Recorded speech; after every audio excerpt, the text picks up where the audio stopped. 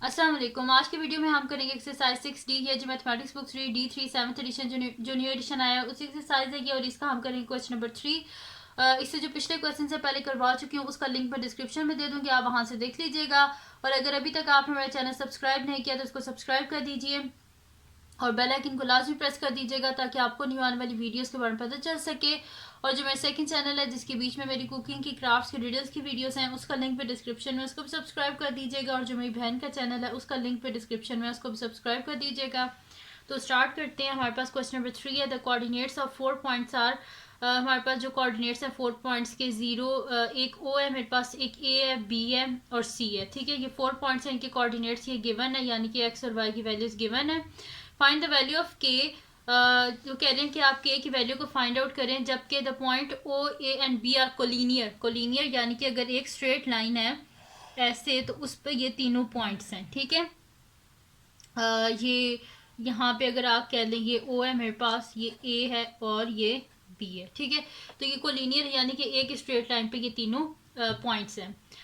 तो हमने क्या फाइंड आउट करना है, के की वैल्यू को फाइंड आउट करना है। ठीक है, तो के की वैल्यू को, यानी कि अगर कोलिनियर पॉइंट्स है तो उसका मतलब है कि इन दोनों का ग्रेडियंट और इन दोनों का ग्रेडियंट क्या होगा, आपस में सेम होगा। ठीक है, क्योंकि कोलिनियर है, एक ही लाइन पे हैं ये, तो यानी कि अगर एक ही लाइन पे है तो उसका मतलब है इनका ग्रेडियंट भी सेम ही होगा, शुरू से लेके एंड तक सेम ही होता है एक लाइन पे ग्रेडियंट, तो फिर इनका भी जो ग्रेडियंट है वो क्या होगा, सेम ही होगा। तो स्टार्ट करते हैं इसका सोल्यूशन। तो पहले ए पार्ट कर लेते हैं, फिर बी पार्ट को मैं आपको साथ साथ समझा दूंगी। ठीक है, तो मैं यहाँ पे लिख लेती हूँ सोल्यूशन ए पार्ट। ठीक है, तो यहाँ पे लिख देते हैं since the points O A and B are collinear. तो यानी कि अगर कोलिनियर यानी कि ओ ए और ओ बी इनका ग्रेडियंट क्या होगा, आपस में सेम होगा। तो वही चीज़ मैं यहाँ पे लिख देती हूँ, gradient of O A is equals to gradient of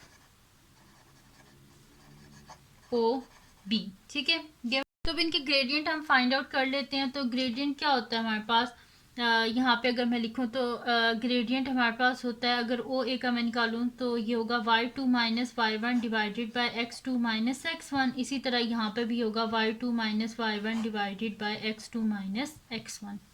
तो यहाँ पे साइड पे लिख लेते हैं कि ओ क्या है मेरे पास 0 0 और ए है मेरे पास 2 और 3 के। उस हिसाब से ये x1 y1, ये x2 y2। ठीक है, तो अब इनको मैं लिख लेती हूँ यहाँ पे। तो y2 मेरे पास क्या है यहाँ पे 3k, तो 3k माइनस y1 क्या है 0 डिवाइडेड बाय x2 मेरे पास क्या है यहाँ पे 2 है माइनस 0 इज इक्वल्स टू, यहाँ से y2 को भी निकाल लेते हैं, ओ बी को कर लेते हैं। तो ओ को पहले लिख लेते हैं 0 0 और बी क्या है मेरे पास, मैं ऊपर से देख के लिख लेती हूँ 4k और 6। उस हिसाब से ये मेरे पास यहाँ पे बन जाएगा कि x1 y1 x2 y2। ठीक है, तो क्या होता है y2, तो y2 क्या है 6 माइनस y1 क्या है 0 divided by x2 4k minus x1 क्या है 0। ठीक है, ये हो गया मेरे पास। अब नेक्स्ट शीट ले लेती हूँ, उस पर मैं आगे करवा देती हूँ आपको। तो ये मेरे पास हो जाएगा 3k में से 0 को माइनस करें तो पीछे क्या बचता है 3k, तो 3k by 2 is equals to 6 by 4k। अब हमें k की वैल्यू चाहिए, तो क्या करेंगे, इसको cross multiply 3k into 4k is equals to 6 into 2। 3 4 ज़ा 12, k into k square is equals to 6 2 ज़ा 12। बोथ साइड पर 12 से डिवाइड कर देते हैं क्योंकि हमें k का आंसर चाहिए। 12 1 ज़ा 12, 12 1 ज़ा 12, तो k square is equals to 1। तो k क्या आ जाएगा हमारे पास, बोथ साइड पे स्क्वायर रूट ले लेते हैं तो स्क्वायर और square root cancel out, k is equals to plus minus 1। ठीक है, तो k की जो वैल्यूज़ हैं वो हमने फाइंड आउट कर ली है। यहाँ पे उन्होंने कहा था k की वैल्यूज़ को फाइंड आउट करें, k की वैल्यू को फाइंड आउट कर लिया। बी पार्ट में क्या वो हमसे कह रहे हैं कि if O A is parallel to B C, अगर ओ ए पैरेलल है बी सी के तो आप फिर बताएं कि के की वैल्यू क्या होगी। ठीक है, तो नेक्स्ट शीट पे कर लेती हूँ मैं, यहाँ पे लिख लेती हूँ solution B part, solution B part. ठीक है, अब क्या कह रहे हैं ओ ए इज़ पैरेलल, तो मैंने यहाँ पे आपको अपनी पिछली वीडियो में बताया था कि अगर दो लाइंस आपस में पैरेलल हैं तो उसका मतलब क्या है, उनका ग्रेडियंट क्या होगा, एक दूसरे के इक्वल होगा। तो वही चीज़ यहाँ पे करेंगे कि ओ ए का ग्रेडियंट निकालेंगे और बी सी का ग्रेडियंट निकालेंगे और फिर इनको इक्वल रख लेंगे, या फिर इस तरह लिख लेते हैं कि since O A is parallel to B C, इसका मतलब है कि gradient of O A is equals to gradient of B C. ठीक है, तो ग्रेडियंट का फार्मूला क्या होता है, y two minus y one divided by x two minus x one is equals to y two minus y one divided by x two minus x one.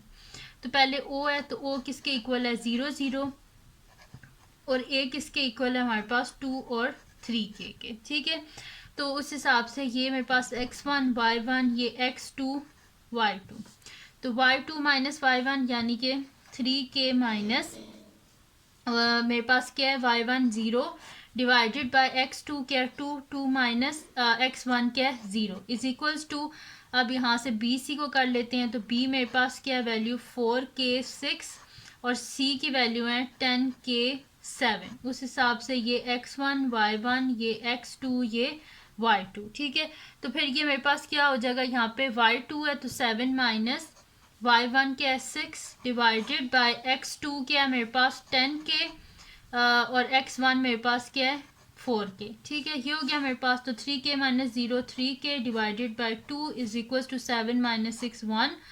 Ten में से four को minus करें, पीछे बचते हैं सिक्स के। आप क्या करेंगे, हम क्रॉस मल्टीप्लाई कर देंगे, तो three k into six k is equals to two into one, six three ज़ा eighteen, k into k square is equals to two. ये हो गया मेरे पास, यानी कि यहाँ पे क्या कर देंगे, बोथ साइड पे 18 से डिवाइड कर देंगे, तो ये मेरे पास क्या हो जाएगा, यहाँ पे टू वन ज़ा टू, टू नाइन ज़ा 18। ठीक है, तो k square is equal to, ये कैंसिल आउट वन हो जाएगा, तो k square is equal to one by nine. तो हमें क्या चाहिए, के का आंसर चाहिए, तो ऊपर बोथ साइड पे क्या कर लेंगे, स्क्वायर रूट ले लेंगे।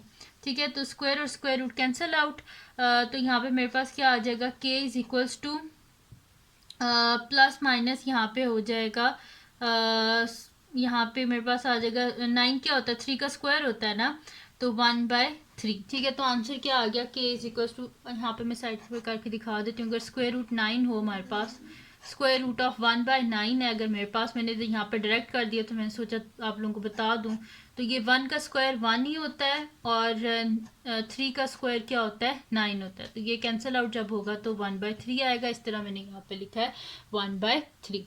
ठीक है, तो ये मेरे पास के की वैल्यूज़ आ गई, तो ये हमने फाइंड आउट करनी थी। तो ये थी जी आज की वीडियो, जिसमें मैंने आपको करवाया एक्सरसाइज 6D का क्वेश्चन नंबर 3। तो अगर ये वीडियो आपके लिए हेल्पफुल है तो उसको लाइक कीजिएगा, मेरे चैनल को सब्सक्राइब कीजिएगा और बेल आइकन को लाजमी प्रेस कर दीजिएगा, ताकि आपको न्यू आने वाली वीडियोज़ के बारे में पता चल सके। और जो मेरा सेकंड चैनल है, जिसके बीच में मेरी कुकिंग की, क्राफ्ट्स की, रीडर्स की वीडियोज़ हैं, उसका लिंक भी डिस्क्रिप्शन में, उसको सब्सक्राइब कर दीजिएगा। और जो मेरी बहन का चैनल है, उसका लिंक भी डिस्क्रिप्शन में, उसको सब्सक्राइब कर दीजिएगा। और अपनी दुआओं में लाजमी याद रखिएगा। अल्लाह हाफिज़।